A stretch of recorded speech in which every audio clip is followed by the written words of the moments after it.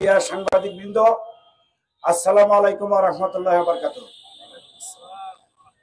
আজকের press briefing এর শুরুতেই আমি গভীর শ্রদ্ধার সাথে স্মরণ করি মহান স্বাধীনতা যুদ্ধের ৩০ লক্ষ শহীদদের এবং বীর মুক্তিযোদ্ধাদের।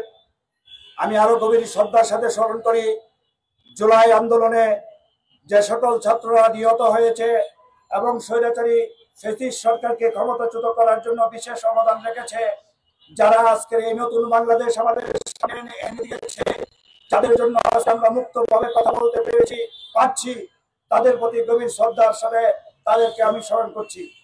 আমি আরো গভীর শ্রদ্ধার সাথে স্মরণ করছি জেলখানার পরিকল্পিত হত্যাকাণ্ডে শহীদ ৫৭ জন সেনা অফিসার সহ যে মুহূর্তে ৭৮ জন শহীদ হয়েছেন, তাদের রুহের আত্মার মাগফিরাত কামনা করি এবং আল্লাহ পাকের কাছে আমাদের এই সংগঠনের তরফ থেকে প্রার্থনা করি আল্লাহ যেন তাদেরকে জান্নাতুল ফেরদৌস নসিব করেন। প্রিয় সাংবাদিক বৃন্দ, আপনারা জানেন জেলখানার পরিকল্পিত হত্যাকাণ্ডের পরে আমাদের এই সংগঠনের পক্ষ থেকে আমরা দীর্ঘদিন ধরে আন্দোলন সংগ্রাম শান্তিপূর্ণভাবে পরিচালনা করে আসছি, কিন্তু আমরা বিভিন্ন সময় সরকারের বিভিন্ন মহলের সাথে যোগাযোগ করেও আমরা আশানুরূপ কোনো ফল পাইনি। সর্বশেষ কালকে আমরা সাংবাদিক সম্মেলনে বলেছিলাম আমরা মাননীয় স্বরাষ্ট্র উপদেষ্টা মহোদয়ের সাথে কথা বলে ওনার কাছ থেকে যে স্বাধীন তদন্ত কমিশন আমাদের আন্দোলনের ফলে গঠিত হয়েছিল, সেই স্বাধীন তদন্ত কমিশনের ২-এর ধারা বাতিল করার জন্য আমরা আবেদন জানিয়েছিলাম এবং এখনো আবেদন জানিয়ে যাচ্ছি। প্রিয় সাংবাদিক বৃন্দ, আপনারা জানেন হাইকোর্টে একটা রিটের পরে হাইকোর্ট থেকে নির্দেশনা দেওয়ার পরেও সরকার স্বাধীন তদন্ত কমিশন গঠন করেনি। আমাদের আন্দোলনের ফলে স্বাধীন তদন্ত কমিশন গঠিত হয়েছে, কিন্তু এই স্বাধীন তদন্ত কমিশনকে ২-এর ধারা মোতাবেক ধারা দিয়ে তাদেরকে পরাধীন করে রাখা হয়েছে। আজকে এই ২-এর ধারাটা আমার এক সাংবাদিক ভাই আজকে এক জায়গায় প্রশ্ন করেছেন, কিন্তু ২-এর ধারাটা কি আপনার বুঝতে হবে আমরা কেন বলছি স্বাধীন তদন্ত কমিশন স্বাধীনভাবে তদন্ত করছে না। আপনাকে যদি বলা হয় ঢাকা ইউনিভার্সিটি এলাকায় ঢুকতে পারবেন না, তাহলে তো আপনি প্রবেশাধিকার নিষিদ্ধ, ওখানে তো কিছু বলতে পারবেন না।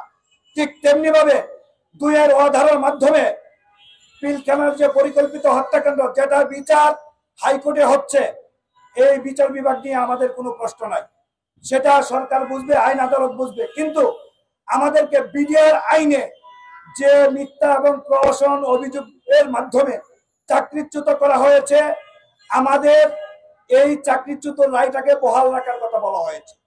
তো যদি বহালই থাকে তাহলে পুনঃ তদন্ত কি নিয়ে হচ্ছে?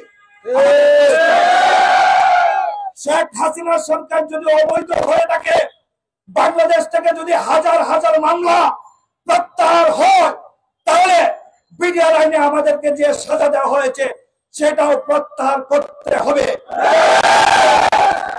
এখানে ২-এর ধারা বাতিল করে এই তদন্ত কমিটির সুপারিশের ভিত্তিতে আমাদের এই বিচারটা প্রত্যাহার করে সুষ্ঠু নিরপেক্ষ বিচারের মাধ্যমে আমরা যদি দোষী হয়ে থাকি আমাদেরকে বিচার করা হোক, কিন্তু হাসিনার প্রহসনের বিচার মানব না।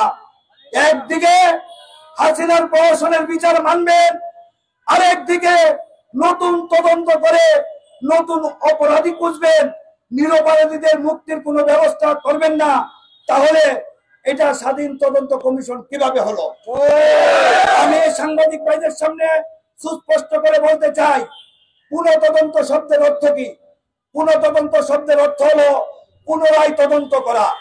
পুনরায় তদন্তের মাধ্যমে যারা দোষী আছে, আইনের আওতায় আসে নাই, তাদেরকে যেমন খুঁজে বের করতে হবে, ঠিক তেমনি ভাবে যারা নির্দোষ তাদেরকেও ওই বিচার থেকে অব্যাহতি দিতে হবে। একতরফা পুনঃ তদন্ত আমরা মানি না।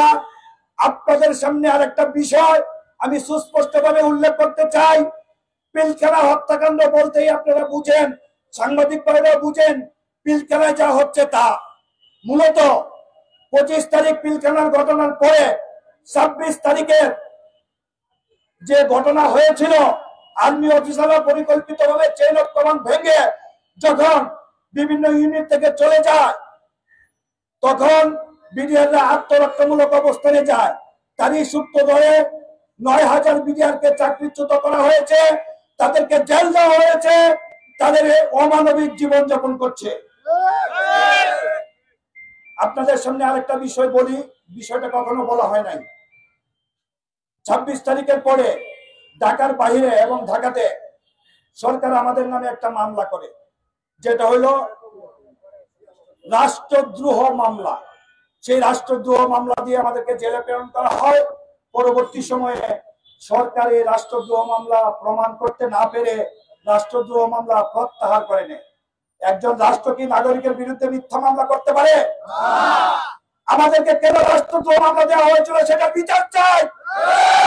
যারা আমাদের নামে রাষ্ট্রদ্রোহ মামলা দিয়েছিল তাদের পুনরায় বিচারের আওতায় আনতে হবে।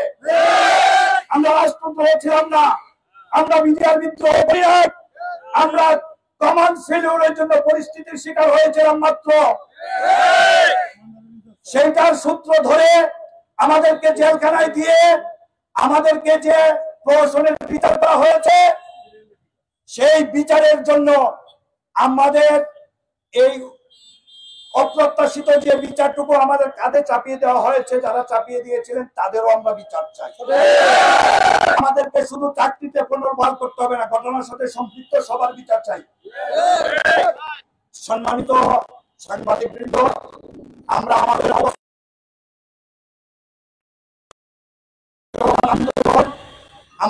শান্তিপূর্ণ অবস্থান কর্মসূচি অব্যাহত থাকবে। পাশাপাশি আমি আরেকটা তথ্য আপনাদেরকে দিতে চাই। আপনারা সাংবাদিক, সাংবাদিক হলো সমাজের দর্পণ, সমাজের চোখ। আপনারা কি আজ পর্যন্ত দেখেছেন জড়িত হয়েছে, জড়িত হয়েছে? আমাদের দীর্ঘ 16 বছরের আশা, দীর্ঘ 16 বছরের লালিত স্বপ্ন, শেখ হাসিনা পতনের পরে এই আমাদের কাছ থেকে বিডিআর বিদ্রোহের যে তকমা দেওয়া হয়েছে সেটা মুক্ত হতে চাই। সেগুলোর আমরা বিচার চাই। আমরা পুনরায় চাকরিতে ফেরত যেতে চাই। এই যে হলো আমাদের সর্বশেষ কথা। আমরা ইতিমধ্যে জেনেছি আমাদের ফজলুল স্যার একটা সাংবাদিক সম্মেলন করেছেন। উনি বলেছেন যে উনার উপর কোনো চাপ নাই, উনি স্বাধীনভাবে তদন্ত করছেন। আমরাও বলছি উনি স্বাধীনভাবে তদন্ত করবেন, 2 ধারা বাতিল করে আমাদের বিষয়টা তদন্তের আওতায় আনতে হবে। এই হাজার হাজার বিডিআরকে চাকরিচ্যুত করে এই তদন্ত দেশবাসী এবং আমরা কখনো গ্রহণ করব না যতক্ষণ পর্যন্ত আমাদেরকে তদন্তের আওতায় না আনা হয়। ধন্যবাদ প্রিয় সাংবাদিকবৃন্দ। আমাদের এই চলমান আন্দোলনে আপনাদের সহযোগিতা চাই। আমাদের